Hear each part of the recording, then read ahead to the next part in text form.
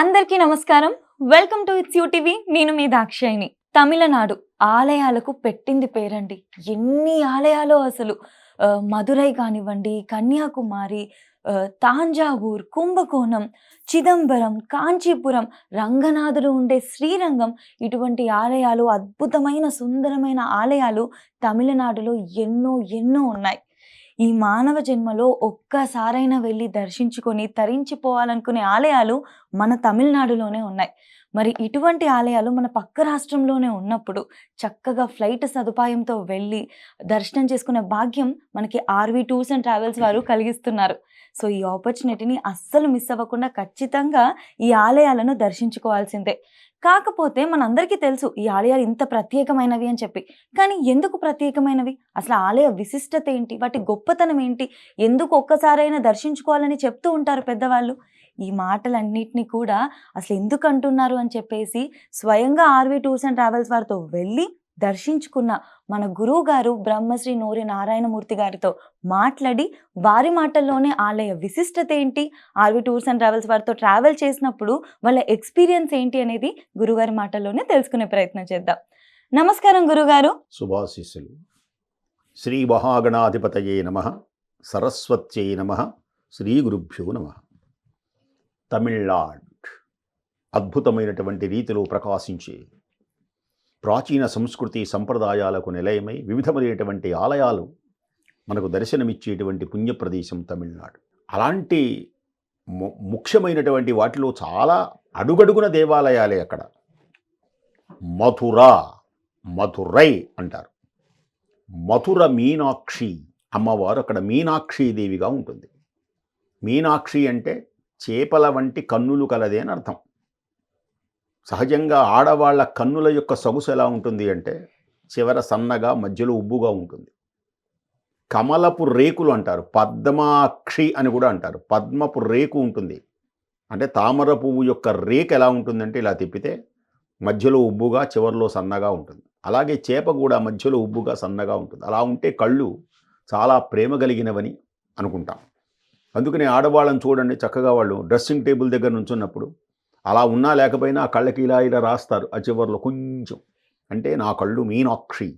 అంతేకాదు, మీనాక్షి అంటే కరుణారస వెల్లి విరిచేటువంటి దేశం. ఒక చేప దృగ్దీక్ష అంటారన్నమాట. ప్రేమగా అలా చూడగానే అవన్నీ పొదుగబడతాయి, అంటే చూపులకే పొదుగబడతాయి. అందుచేతనే అమ్మవారి యొక్క కరుణా కటాక్ష వీక్షణం ప్రసరిస్తే చాలు, అక్షరము రానటువంటి వాడు మహాపండితుడవుతాడు. అలాంటి మీనాక్షి అమ్మవారు శ్రీ విద్యాం శివవామభాగ నిలయాం హ్రీంకార మంత్రోజ్వలాం శ్రీచక్రాంకిత బిందు మధ్యవసతిం శ్రీమత్సభానాయకీం శ్రీమత్షణ్ముఖ విఘ్నరాజజననీం శ్రీమజ్జగన్మోహినీం మీనాక్షీం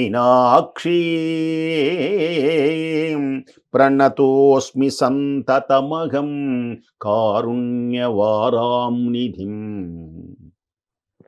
మీనాక్షి స్తోత్రం అంటారు దీన్ని. అలాంటి మీనాక్షిని సందర్శించి ఆనందం. అటు తరువాత ఈ అద్భుతమైనటువంటి ఈ టూర్లోనే కన్యాకుమారి, కాశ్మీరము నుండి కన్యాకుమారి అంటారే, ఇక్కడ కూడా అమ్మవారు ప్రకాశించేతుంది. అంతేకాక అక్కడ సముద్రాన్ని చూడాలి. సూర్యోదయ సూర్యాస్తమయాలలో వికసించేటువంటి అద్భుతమైనటువంటి సూర్యుని యొక్క దివ్య కాంతులు మనకు ప్రకృతిని ఆనందాన్ని కలిగించి జన్మ రాహిత్యాన్ని పొందే విధంగా ఉంటుంది. అక్కడనే వివేకానందుని యొక్క మెమోరియల్. దీనికై మన హైందవులు ఎంత కష్టపడితే ఆ పర్వతం మీద వివేకానందుడు వచ్చాడో తెలుసునా? ఈ దేశాన్ని ఆంగ్లేయులు రకరకాలైనటువంటి వాళ్ళు తమ కబళించి మా దేశంగా ప్రకటించుకోవాలి అని ఆ కొండను కూడా వాళ్ళ దేశంలోదే అన్నట్టుగా వాళ్ళ పేర్లు పెట్టుకున్నారు. చూడండి, ఇలాంటి అన్యాయాలు జరిగినాయి. ఈ సమయంలోనే ఎంతోమంది హైందవులు పోరాడి వివేకానందుని యొక్క దివ్యమైనటువంటి ఆ ధ్యాన మండపం ఆ కన్యాకుమారిలో ఏర్పరిచారు. చిరుచెందోర్ సుబ్రహ్మణ్య స్వామి, సుబ్రహ్మణ్యం సుబ్రహ్మణ్యం సుబ్రహ్మణ్యం సుబ్రహ్మణ్యం మురుగన్. సహజంగా స్త్రీలకు గనక సంతానహీనులైతే వాళ్లకు సత్సంతాన ప్రాప్తి కలగాలి అంటే సుబ్రహ్మణ్య స్వామి వారిని ప్రార్థించాలి. భార్యాభర్తలు ఎప్పుడు కలహించుకుంటున్నారు అంటే వాళ్ళ మధ్యలో ఏదో దోషమున్నది అనేటువంటి భావం, ఆ దోషం పోవాలి అంటే, అన్యోన్యత కలగాలి అంటే సుబ్రహ్మణ్య స్వామి వారిని ఆరాధించాలి. అలాంటి సుబ్రహ్మణ్య స్వామి తిరుచెందూరు. మరొక విశేషం, అద్భుతమైనటువంటి జ్యోతిర్లింగములలో ప్రకాశించే సముద్రపు ఒడ్డున ఉన్నటువంటి క్షేత్రములలో మనోహరమై ఆనందకరమై ప్రకాశించేటువంటిది రామేశ్వరం. శ్రీరామచంద్రమూర్తి చేత ప్రతిష్ఠింపబడినటువంటిది. ఆ సుందరమైనటువంటి 24 కుండములలో ఉన్నటువంటి వాటిలో స్నానం చేసి విశాలమైనటువంటి ప్రాంగణం ప్రపంచంలోనే గొప్పదిగా సరాసరలా మనకు కనపడుతూ ఉంటుంది. అద్భుతమైనటువంటి శిల్పకళలతో వెలుగుంది ఆ సుందరమైనటువంటిది రామేశ్వరం జ్యోతిర్లింగం. అటు తర్వాత రంగనాథ స్వామివారు మనకు దర్శనమిస్తారు. కావేరీ నది ఒడ్డున రంగపుర విహార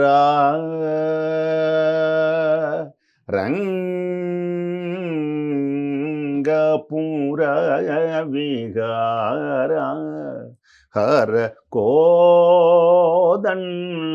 రామావతార రఘువీర రంగ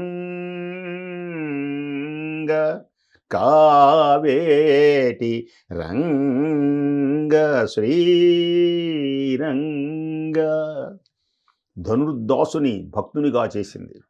దివ్యమైనటువంటి అరలలో మనకు ప్రకాశించే శ్రీరంగ క్షేత్రం అందమైనటువంటిదిగా మనకు దర్శనమిస్తుంది. తంజావూరు ఇక చెప్పనక్కరలేదు.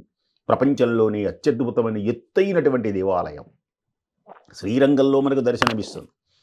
రంగా ఆ మహానుభావుడైనటువంటి వేదోక్త విధిలో ప్రకాశించే రామానుజాచార్యుల వారు ఆ శిఖరము మీద నుండే నారాయణ మంత్రాన్ని ఉపదేశం చేశాడు అని. అలాగే తంజావూరులో అద్భుతమైనటువంటి మనోహరమైనటువంటిది. అలాగే బృహదీశ్వర ఆలయం ఎంత గొప్పగా ఉంటుందో. పరమేశ్వరుని యొక్క నిలయమై బృహదీశ్వర మహాదేవా అద్భుతమైనటువంటి సుందరమైన శిల్పరాజాలతో వెలుగుంది మహోన్నతం. అలాగే కుంభకోణంలో ఉన్న శివాలయాలు, విష్ణు దేవాలయాలు దర్శించిన మాత్రం చేతనే సమస్త పాపము నుండి మానవులు నివృత్తి చెందుతారు. ఇక అన్నామలై, బ్రహ్మదేవుడు విష్ణుదేవుడు కలహించుకుంటున్నప్పుడు వారిద్దరి మధ్యలో మొట్టమొదటగా లింగాకృతిలో ఉద్భవించిన అగ్నిలింగం ఫళమంటూ అగ్నిజ్వాలలు విష్ణు లింగములు నలుదిశల వెలుగుంది. అద్భుతమైనటువంటి అగ్నిలింగం అంటే పంచభూతములు ఉన్నవే కదా, పృథివీ ఆపస్తేజో వాయురాకాశములలో.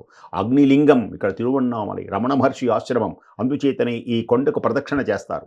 ఇది చాలా మహిమోపేతమైనటువంటి మనకు దర్శనమిస్తుంది. అలాగే రమణ మహర్షుల యొక్క దివ్యమైనటువంటి ఆశ్రమం మనకు దర్శనమిచ్చి వారి యొక్క దివ్య బోధలు, వారి దర్శనంతోనే వారి బోధలు విన్న ఆ ప్రదేశాన్ని మనం స్పృశించిన మన గంటినటువంటి పాపములు తొలగిపోతాయి. అలాగే కాంచీనగరం, కామాక్షీదేవి, అలాగే బల్లులు, అలాగే మహోన్నతమైనటువంటి విష్ణుకంచి, శివకంచి, అలాగే మహానుభావుడు వరదరాజస్వామి, ఏకాంబరేశ్వరుడు అని కూడా అంటారు అక్కడ మహానుభావుడు. ఆ దివ్యమైనటువంటి అమ్మవారి అనుగ్రహం. కమలాంబన చింత తీర్చవమ్మ, కమలాంబన చింత తీర్చవమ్మ, కమలాంబన చింత తీర్చవమ్మ, కామకోటి పీఠ నివాసిని, కమలాంబన చింత తీర్చవమ్మ, కామకోటి పీఠ నివాసిని, కమలాంబన. ఆ కంచి కామకోటి పీఠం ఇప్పటికీ మనకు దర్శనమిస్తుంది. కంచి కామకోటి పీఠాధిపతులలో చంద్రశేఖరేంద్ర సరస్వతి స్వామి నడిచే దైవంగా. అలాగే అలా పుణ్యమైనటువంటి మహోన్నతమైనటువంటి ఏకాంబరేశ్వరుడు అక్కడ అమ్మవారు తపస్సు చేసిందట. ఆమ్రం అంటే మామిడి చెట్టు, మామిడి చెట్టు కింద. అందుచేతనే ఆ స్వామిని దర్శనమిచ్చారు గనక ఏకాంబరేశ్వరుడుగా, కంచిలో కామాక్షి అనేటువంటి పేరుతో కోరికలు నెరవేర్చేటువంటి తల్లిగా, అలాగే వరదరాజస్వామి, కంచి వరదడు అంటారు మనం. అందుకనే మనం చిన్నపిల్లలకు చెప్పేటప్పుడు కథంతా చెప్పమ్మ, కథ కంచికి మనము ఇంటికి అంటాం కదా. అంటే అలాంటి కంచి అలాంటి దివ్యమైన మహోన్నతమైనటువంటి పరమపావనమైనటువంటి క్షేత్రములు మనం సందర్శించి ఆనందించే పుణ్య అవకాశం మనకు ఆర్వి ట్రావెల్స్ వారు కల్పిస్తున్నారు. వాటన్నిటినీ సందర్శించి ఈ మహిమలు విని తరించవలసిందిగా కోరుకుంటూ స్వస్తి. చాలా గొప్పగా వివరించారు గురుగారు. ధన్యవాదాలు. చూశారు కదా గురుగారి మాటల్లో ఆలయాల యొక్క గొప్పతనం ఎంత అందంగా వివరించారు. మనందరం కూడా కాస్త సమయం దొరికితే విలాస యాత్రలకు ఎంతో ప్రాముఖ్యత ఇస్తాం కదా! కానీ ఆధ్యాత్మిక యాత్రలకు ఎంత ప్రాముఖ్యత ఇవ్వాలో గురుగారి మాటల్లో తెలుస్తుంది. కుదిరితే మనం వెళ్ళాలి. ఇంకా కుదిరితే పిల్లల్ని తీసుకొని వెళ్తే ఇంకా చాలా బెటర్. ఎందుకంటే ఆలయాలంటే కేవలం అందమైన చోట్లు మాత్రమే కాదు, మన చరిత్ర. అటువంటి చరిత్రలను, మన కథలను మనం తెలుసుకుంటూ మన పిల్లలకి, నేటి తరానికి నేర్పిస్తేనే మన చరిత్ర ఎప్పటికీ కూడా అంతరించిపోదు. ఎప్పటికీ ఇలాగే ముందుకెళ్తుంది. మన పిల్లలకి నేర్చుకోవాల్సిన అవసరం ఎంతో ఉంది. ఇటువంటి గొప్ప అవకాశాన్ని మనకి ఆర్వి టూర్స్ అండ్ ట్రావెల్స్ వారు అందిస్తున్నప్పుడు, అది కూడా ఫ్లైట్ ప్యాకేజ్‌లో 7 నైట్స్ 8 డేస్. సో, ఖచ్చితంగా మీరు కుదుర్చుకొని మీ సమయాన్ని వీలు చేసుకొని పిల్లల్ని అక్కడికి తీసుకెళ్ళి మన చరిత్రని, మన కథని చూపించడానికి తీసుకెళ్ళే ప్రయత్నం చేయండి. ఆర్వి టూర్స్ అండ్ ట్రావెల్స్ వారితో అతి తక్కువ ధరతో చక్కగా వెళ్ళొచ్చే భాగ్యాన్ని మీ సొంతం చేసుకోండి. ధన్యవాదాలు.